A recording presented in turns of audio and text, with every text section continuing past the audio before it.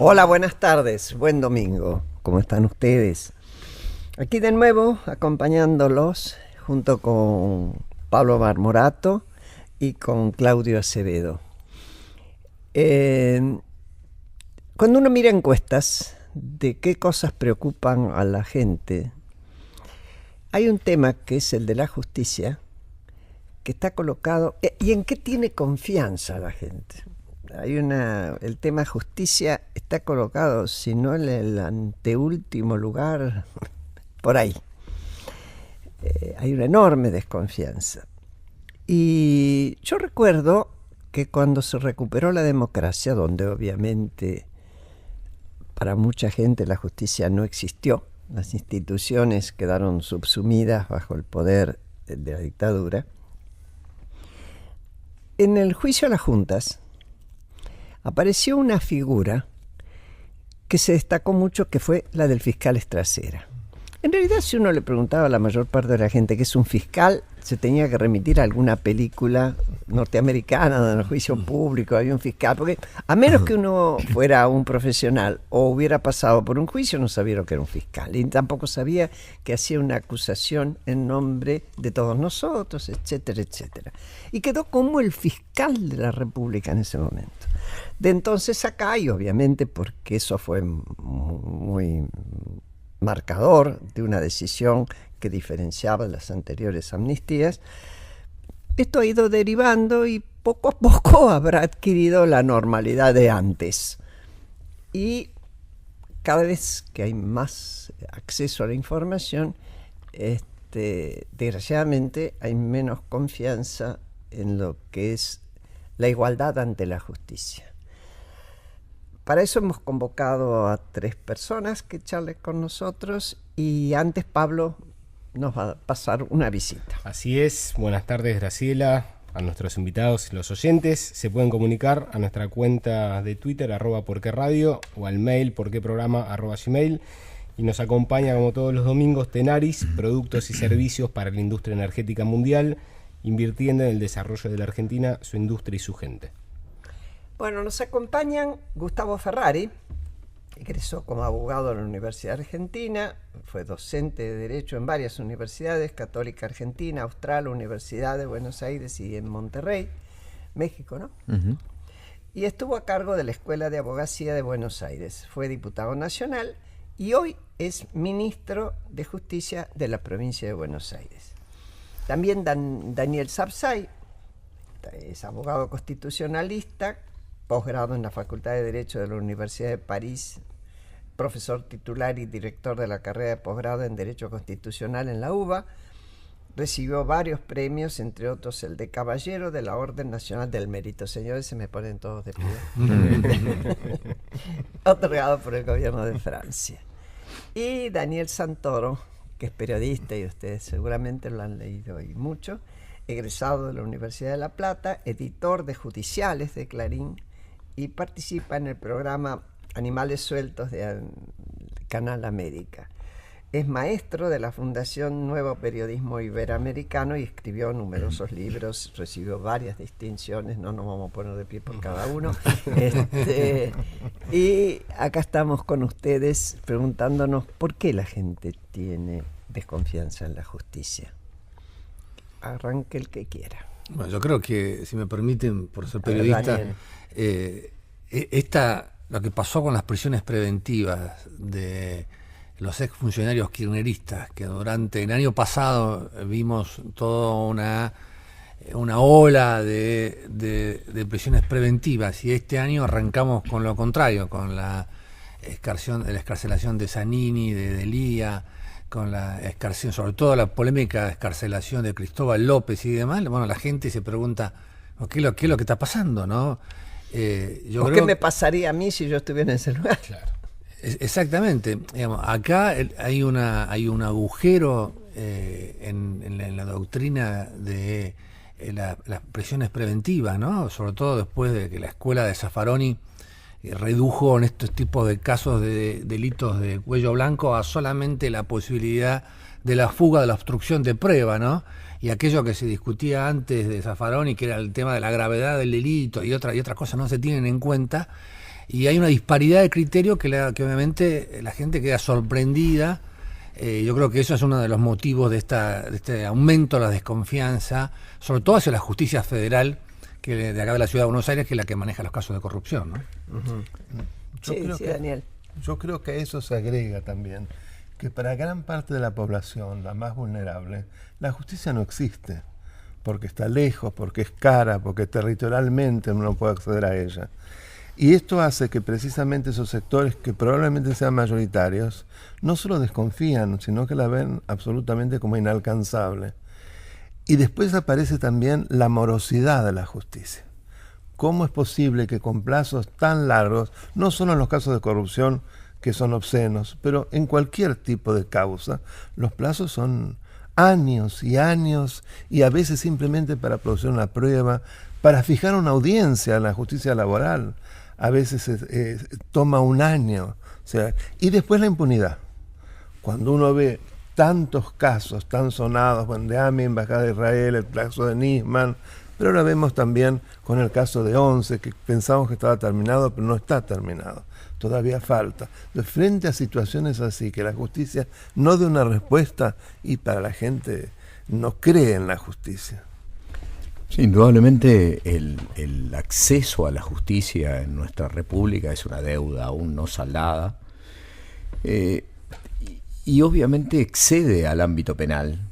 Creo que las dos menciones que escuchamos son muy acertadas, pero la inmensa mayoría de la gente siente que tiene problemas que son civiles, con una sucesión, un problema con la medianería o con un vecino, con una tenencia o lo que fuere, y no solamente que se prolonga indefinidamente, sino que termina también siendo inaccesible desde lo caro para muchas personas, y de sentir un estado de indefensión que nos llega a nosotros a tener que concluir que la gente tiene razón cuando desconfía. Es decir, no es injusto lo que dicen las encuestas, tiene razón en no confiar. Hay motivos. Hay motivos. Hay motivos. Ustedes en la provincia, en la provincia de Buenos Aires, perdón, se están abocando a modificaciones muy de fondo. Contanos un poquito, por favor, para que podamos incluso hasta comparar, si se quiere. Muy breve. Nosotros partimos de un concepto general. Las instituciones no son solamente sus normas. Las instituciones son sus hombres también. Porque por más que tengamos normas muy bien escritas o tengamos grandes edificios, ¿no? El respeto institucional a veces se manifiesta con la magnificencia de un edificio. Pero lo importante son los que están adentro del edificio, o quien ejecuta una norma, quien la aplica, etcétera. Por lo tanto, tenemos una mirada en la provincia de atender a los actores del sistema judicial, es decir, los hombres, es decir, los jueces y los abogados, ¿no? Como actores, jueces o magistrados, ¿no? Fiscales, etcétera, y también la normativa. Entonces, hemos decidido avanzar estructuralmente. Respecto de los magistrados, no solamente detenernos en cómo los vamos a echar, que es algo que forma parte de una discusión pública permanente, sino también en cómo los elegimos. Es decir, porque más de una vez nos preocupamos más en cómo los sacamos que en cómo los incorporamos al sistema.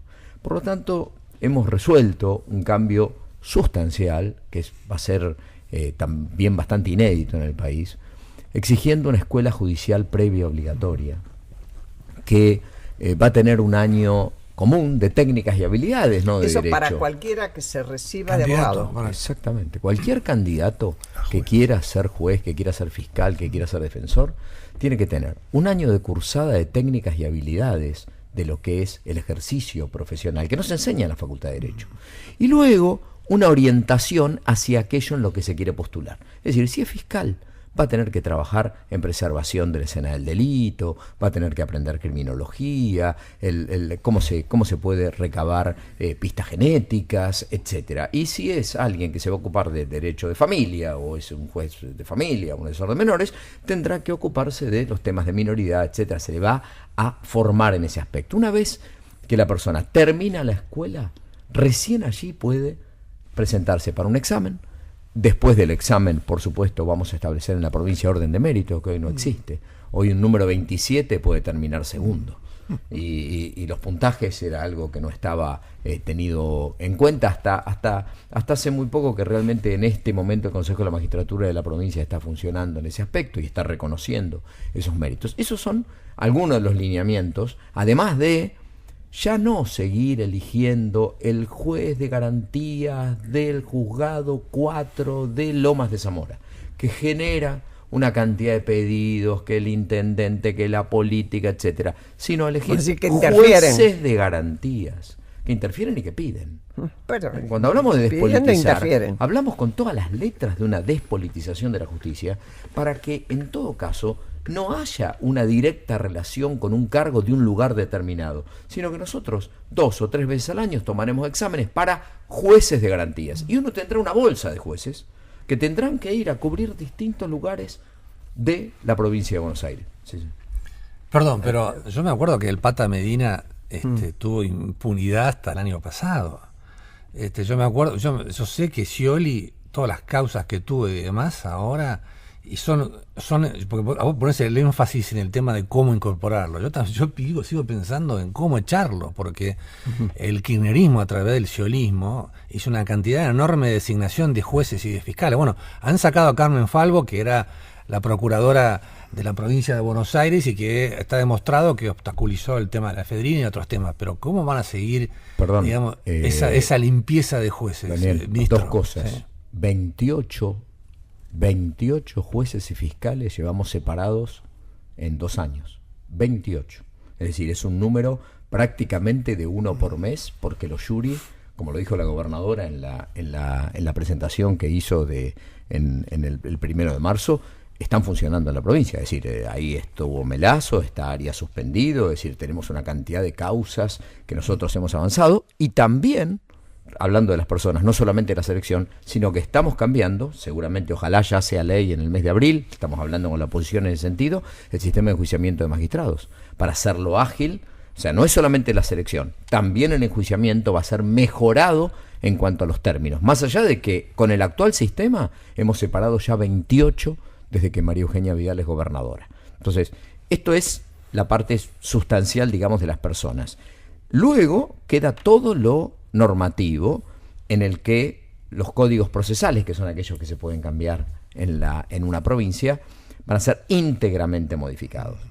Código procesal penal con un enfoque en la víctima, cambiamos el enfoque, o sea, todo el código, sin menoscabar un ápice de los derechos del victimario, pero ahora la víctima va a tener una participación permanente en el proceso, si así lo quiere, llegando incluso a que sean nulos aquellos actos en los que no haya participación de la víctima. Es decir, llegamos al máximo. Querellante de pleno.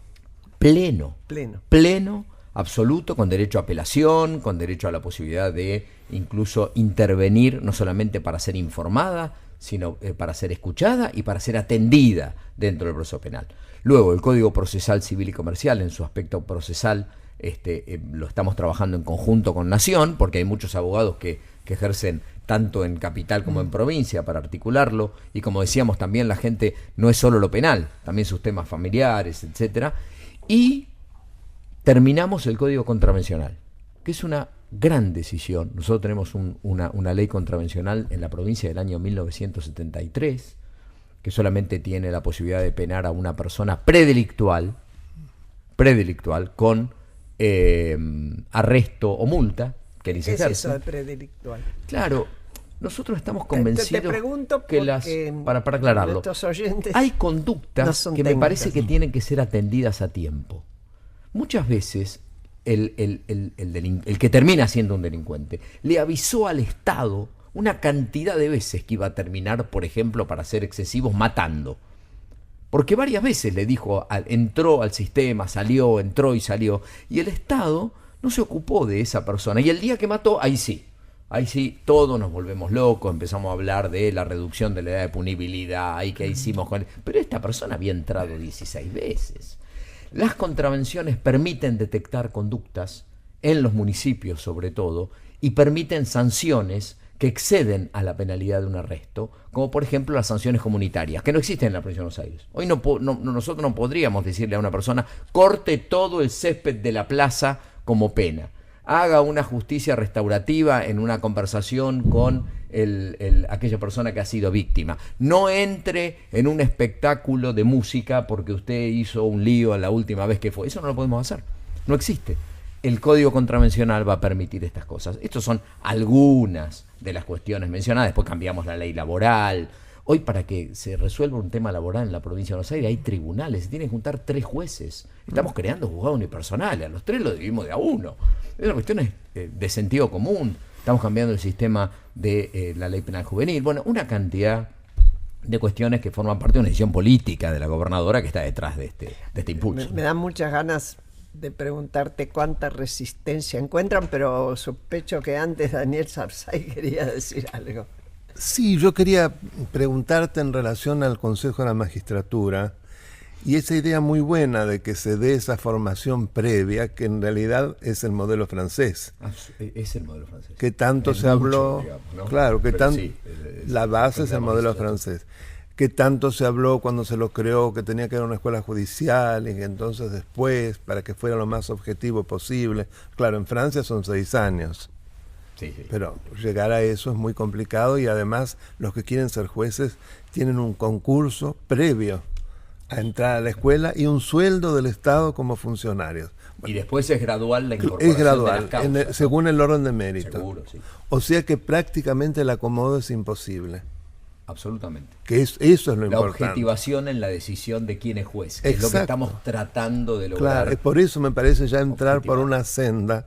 Y en la composición, ¿cómo está el Consejo de la Magistratura? Porque a mí lo que me preocupa es que el sector político, y no te quiero ofender, tenga mayoría, porque si tiene mayoría es el peor de los mundos. Bueno, no ocurre esto y no hemos avanzado en el Consejo de la Magistratura porque exige algunas modificaciones constitucionales y tengo realmente temor de que nos pongamos en discusiones constitucionales y que después terminen siendo impedientes de las reformas que queríamos llevar a cabo. Nos vamos a poner, se va a cambiar la discusión. Entonces, tratar de objetivar para que la política pueda seguir eligiendo entre 3 buenos. Es decir, cuando llegue la terna, por lo menos haya pasado por una cantidad de filtros y encima el orden de mérito y un examen videograbado y público. El examen de los jueces va a ser videograbado y público. Como vimos ahora en la Corte Suprema de Brasil. Absolutamente. De forma tal de que la sociedad pueda participar y diga, che, ¿cómo le pusieron un 4? A la verdad que se lo merece, o le pusieron un 8 y se lo merece. Digo, esto va a integrar el orden de mérito y entonces la política, sí, por supuesto, el Senado va a terminar decidiéndolo, pero sobre 3 buenos. Sí, y ahí se va a tener que hacer cargo de la decisión ante la opinión pública que esté atenta a estos temas. Entendamos, no todo el mundo está pendiente de cómo se hace, pero hay quienes sí estamos pendientes. Y es un control. La publicidad es un gran control. Es un gran control. Pero yo te preguntaba más que nada, no los sectores que son políticos y tienen que serlo, es decir, el Ejecutivo y el Senado. Yo hablaba de la composición en sí no del tiene Consejo. Preeminencia la política en el Consejo. Hay un equilibrio con los magistrados, hay un equilibrio con los abogados y esto nos permite, y con el Poder Ejecutivo. Claro. Gustavo, hablaste del tema de la edad punible de los jóvenes.